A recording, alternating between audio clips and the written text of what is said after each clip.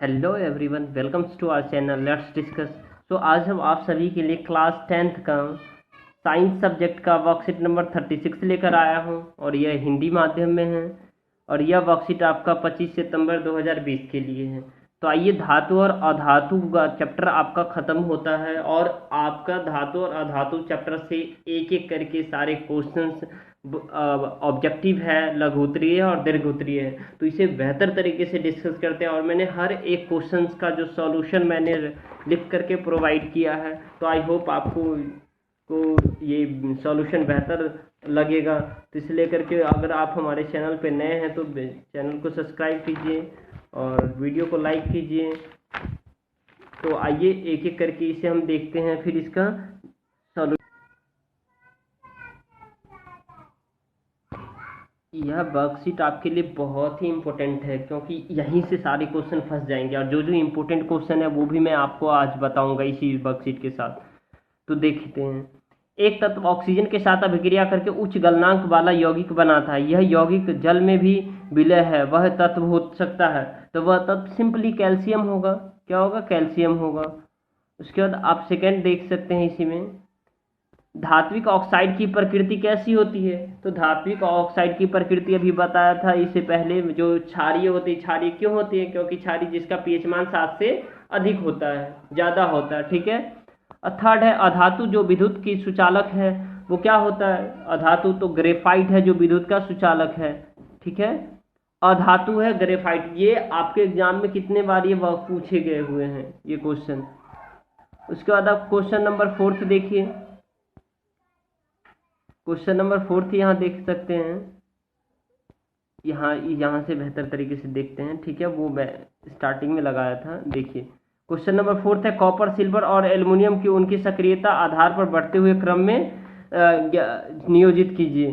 तो आइए इसको किया है। ठीक है, एक एक करके आपको देखना है, सिर्फ सॉल्यूशन देखना है और इसको लिखना है, नोट डाउन करना है। देखिए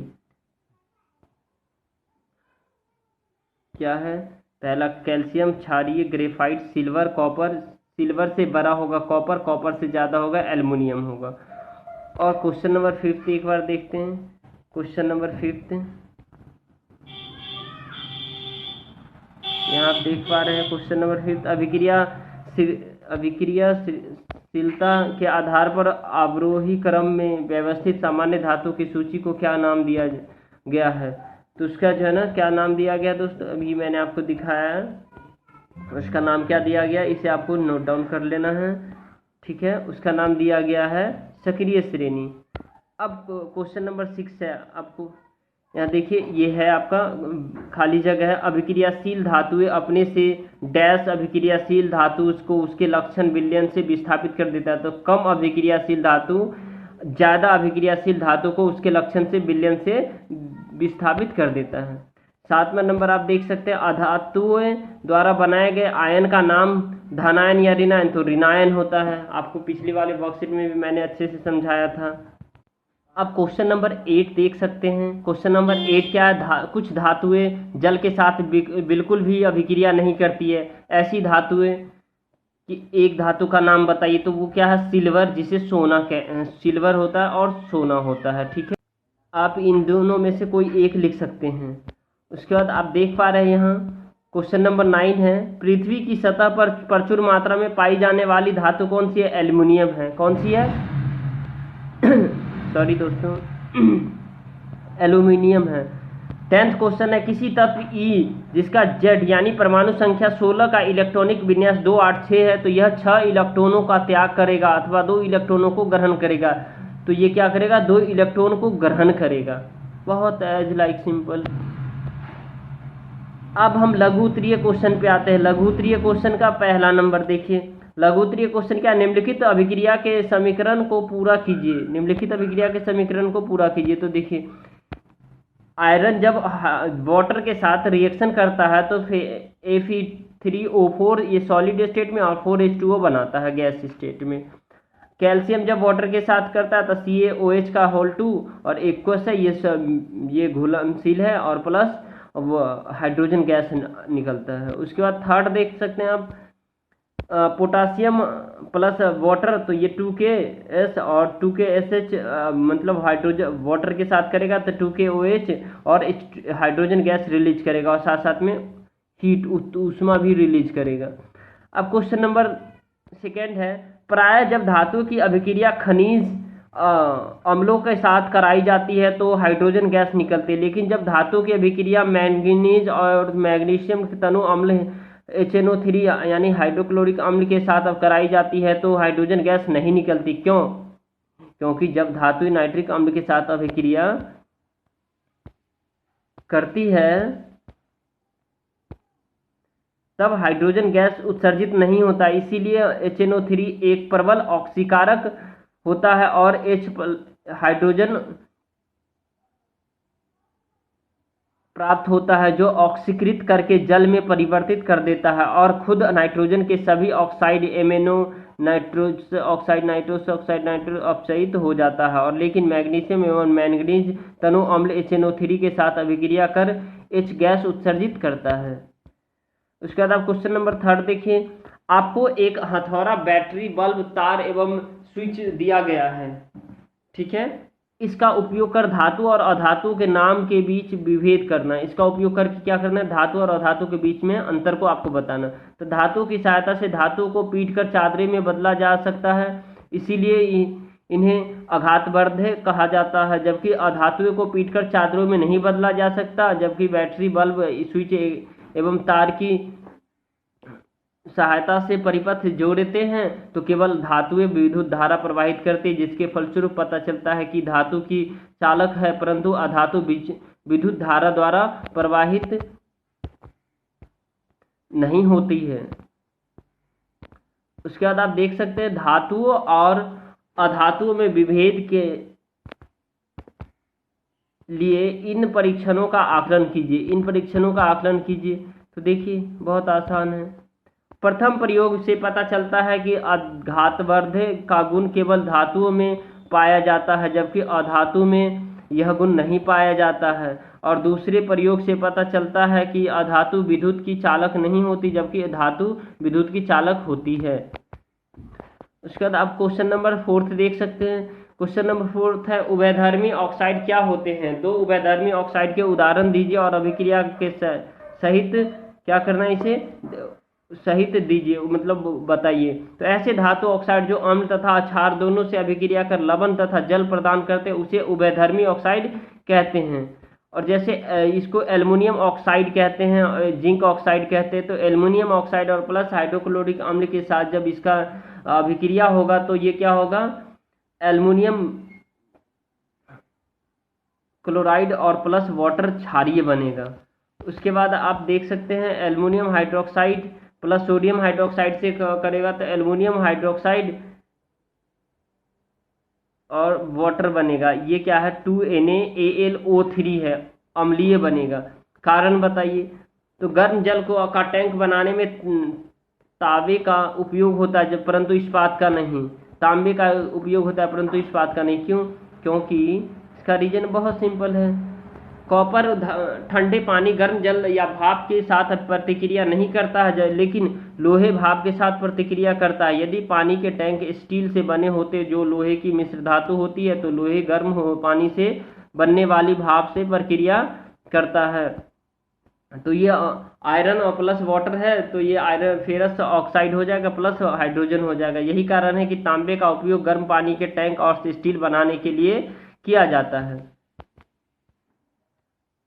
अब देखिए, आप यहाँ आप आभूषण बनाने में सोने और चांदी का उपयोग किया जाता है। आभूषण बनाने के लिए सोने और चांदी का उपयोग इसीलिए किया जाता है क्योंकि इसकी धात्विक चमक होती है एवं ये आघातवर्धक एवं तन्य धातु अर्थात ये कम अभिक्रियाशील धातु होती है, ठीक है।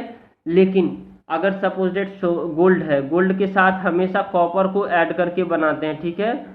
क्योंकि अगर आपने प्योर गोल्ड कोई शेप ही नहीं बन सकता, कोई आकार ही नहीं बन सकता, ठीक है। तो उसमें क्या करते हैं, कॉपर मिला करके हम बनाते हैं ताकि उसका शेप बने, कोई आकार बने, फिर उसका जेवर आभूषण के रूप में उपयोग करते हैं। उसका सी नंबर देख सकते हैं, सोडियम पोटासियम एवं लिथियम को तेल के अंदर संग्रहित किया जाता है। इसीलिए संग्रहित किया जाता है क्योंकि ये अत्यधिक अभिक्रियाशील धातु है और ये वायु के संपर्क में आने पर आग पकड़ लेता है। अतः किसी भी दुर्घटना को रोकने के लिए इन धातुओं को तेल के अंदर संग्रहित किया जाता है। अब क्वेश्चन नंबर 6 देख रहे हैं। क्वेश्चन नंबर 6 है, जो जिंक, मैग्नीशियम एवं कॉपर के धात्विक ऑक्साइड को निम्न धातुओं के साथ गर्म किया जाता है, यानी इन सारे धातुओं के साथ गर्म किया जाता है तो इनका क्या प्रतिक्रिया होगा। तो देखिए, अगर धातु जिंक ऑक्साइड को जिंक के साथ किया जाएगा तो कोई अभिक्रिया नहीं होगा। मैग्नीशियम के साथ अगर जिंक ऑक्साइड को किया जाएगा तो विस्थापन अभिक्रिया होगा, और कॉपर को जिंक ऑक्साइड के साथ किया जाएगा तो कोई अभिक्रिया नहीं होगा। मैग्नीशियम ऑक्साइड को साथ कोई अभिक्रिया नहीं होगा, कोई अभिक्रिया नहीं होगा मैग्नीशियम का, जिंक का भी और कॉपर का भी कोई अभिक्रिया नहीं होगा। अब उसके बाद जो है ना, कॉपर का जो है ना कॉपर ऑक्साइड का विस्थापन कर हो जाएगा और ये विस्थापन अभिक्रिया होगा और कोई अभिक्रिया नहीं होगा। अब क्वेश्चन नंबर 7 है। क्वेश्चन नंबर 7 आप देख पा रहे हैं यहाँ, किसी एक ऐसी धातु का उदाहरण दीजिए जिसकी आघात वर्धेतना सबसे अधिक होती है, जैसे तो उसका सोना होता है, और जिसकी ऊष्मा की सुचालकता सबसे अधिक होती है, ऊष्मा की सुचालकता सबसे अधिक होती है वो सिल्वर होती है। अब क्वेश्चन सी नंबर इसी में है, जो उन्मुक्त अवस्था में पाया जाता है वो है एल्युमिनियम है। क्या है? एल्यूमिनियम है। अब क्वेश्चन नंबर 8 है, एल्युमिनियम में ऐसा कौन सा गुण है जिसके कारण उद्योग जगत में इसकी काफ़ी मांग है। तो उद्योग जगत में एल्युमिनियम धातु के गुण की वजह से मांग है, क्योंकि ये क्या होता है, ये विद्युत का सुचालक होता है एल्युमिनियम, और धातु एवं एक शक्तिशाली अपचायक होती है, इसीलिए इसकी डिमांड मार्केट में ज़्यादा होती है। क्वेश्चन नंबर 9 थे, खुद करेंगे और कमेंट कर सेक्शन में आप इसका जवाब बताएंगे। क्वेश्चन नंबर 9, ठीक है दोस्तों, देखते हैं कितने बच्चे कर पाते हैं। अगर करते हैं तो वेल एंड गुड, नहीं तो मैं लास्ट में बता दूंगा। बट हाँ, आप लोग करके ज़रूर बताइए, मैं जानना चाहता हूँ कितने बच्चे इस सभी वीडियो को सुनते हैं, और ताकि ये नॉलेजेबल है, हेल्पफुल है, इसे वीडियो को सुनिए तब जा कर के, क्योंकि आप बोर्ड के स्टूडेंट हैं, आप इतना एक्टिव तो हो ही सकते हैं। ओके, अब देखिए उसके बाद जो है ना, यहाँ आप देख पा रहे हैं 9th हो गया। 10th है क्या, दी गई संरचना को देखिए और लिखिए। रासायनिक सूत्र सोडियम Na2O है। धातु डैश धातु ऑक्सीजन, तो सोडियम हो जाए, धातु ऑक्सीजन, सी ऋणायन ऑक्सीजन होता है, धनायन सोडियम होता है, ठीक है। अब उसके बाद आप दीर्घोत्तरीय प्रश्न पे आ सकते हैं। दो परमाणु ए और बी से बनने वाली यौगिक के निर्माण में ए 2 इलेक्ट्रॉनों का त्याग करता है और बी 1 इलेक्ट्रॉन का ग्रहण करता है, तो ए और बी के बीच बनने वाले आबंध कौन सा है, तो आयनिक आबंध, इसीलिए इलेक्ट्रॉन खो रहा है। क्या है? आयनिक आबंध है। आयनिक आबंध इससे पहले पढ़ा था। ए और बी से बनने वाले इस यौगिक का सूत्र भी बताइए, तो AB2 होगा। और उसके बाद बी नंबर है, इस प्रकार बनने वाले मैग्नीशियम क्लोराइड अणु के निर्माण का वर्णन कीजिए, तो मैं 2Cl + 2 इलेक्ट्रॉन ये लूज करेगा। यहाँ देखिए, पहले आप ये लिखेंगे मैग्नीशियम क्लोराइड का गठन Mg तो कैसे करता है, Mg2+, डबल प्लस डाल दिया, 2+ और 2 इलेक्ट्रॉन ये लूज करेगा।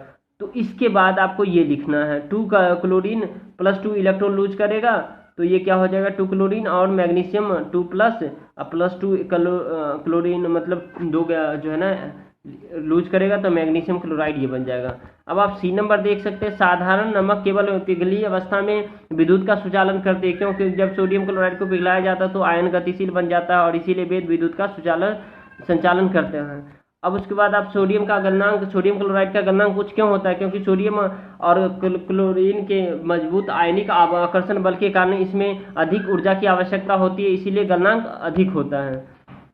अब उसके बाद आप देख पा रहे हैं क्वेश्चन नंबर 2 है। क्वेश्चन नंबर 2 है कि निम्नलिखित गुणों के आधार पर धातु और अधातु में अंतर को बताइए। तन्यता, आघातवर्धकता, घनत्व, रूप और विद्युत चालकता।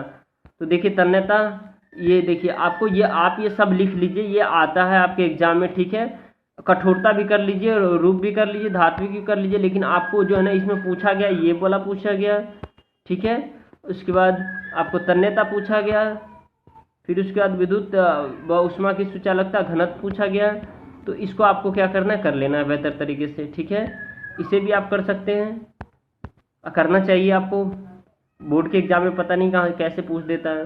एक्वारेजिया क्या होता है? एक्वारेजिया सिंपली जो है, एक्वारेजिया अम्लराज या एक्वारेजिया अम्लों का एक मिश्रण है। यह एक अत्यंत संक्षारक अम्ल है। तुरंत बना एक्वारेजिया रंगीन होता है और कुछ समय पश्चात नारंगी हो जाता है। समुद्र सांद्र नाइट्रिक अम्ल और हाइड्रोक्लोरिक अम्ल का ताज़ा मिश्रण ही अम्लराज है। क्या है? ताज़ा मिश्रण ही अम्लराज है। उसके बाद आप देख पा रहे हैं यहाँ पे धातुओं की अन्य लवण विलयनों के साथ अभिक्रिया पर टिप्पणी संक्षिप्त में लिखिए। तो अन्य विलयनों के साथ जो है ना धातु, आप यहाँ देख पा रहे हैं अधिक अभिक्रियाशील धातु अपने से कम क्रियाशील धातुओं को अनेक विलयन से विस्थापित करती है, और यह धातुओं की सक्रियता श्रेणी अर्थात वह रुचि जिसमें धातु में क्रियाशीलता के अवरोही क्रम के व्यवस्थित किया जाता है। जैसे इसका आप देख सकते हैं Fe सॉलिड स्टेट में, CuSO4 कॉपर सल्फेट है, ये मिश्रण अवस्था में है, और FeSO4 और प्लस Cu सॉलिड में हो गया, तो ये कॉपर सल्फेट हो गया और फेरस सल्फेट हो गया। तो इस प्रकार दोस्तों वीडियो पसंद आया तो लाइक कीजिए, शेयर कीजिए, सब्सक्राइब कीजिए। Thank you for watching, thanks a lot for watching.